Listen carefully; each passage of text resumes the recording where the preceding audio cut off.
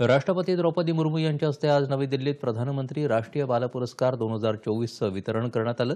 महाराष्ट्रातील नंदुरबार इथल्या आदित्य ब्राह्मणेला अतुलनीय शौर्यासाठी मरणोत्तर राष्ट्रीय बाल शौर्य पुरस्कार देऊन गौरवण्यात आलं। नदीत बुडणाऱ्या आपल्या मामेभावांना वाचवताना आदित्यला आपले प्राण गमवावे लागले। आज आदित्यच्या लहान भावानं त्याचा पुरस्कार स्वीकारला। ब्राह्मणे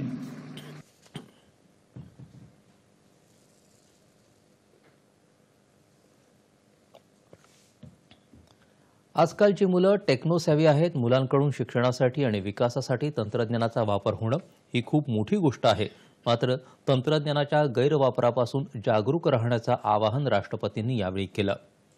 बालकांच्या आणि युवकांच्या सर्वांगीण विकासासाठी सरकारमार्फत विविध उपक्रम राबवण्यात येत आहेत, परंतु मुलांना योग्य मार्ग दाखवणं हे समाजातील सर्व नागरिकांचं कर्तव्य आहे, असं त्या म्हणाल्या।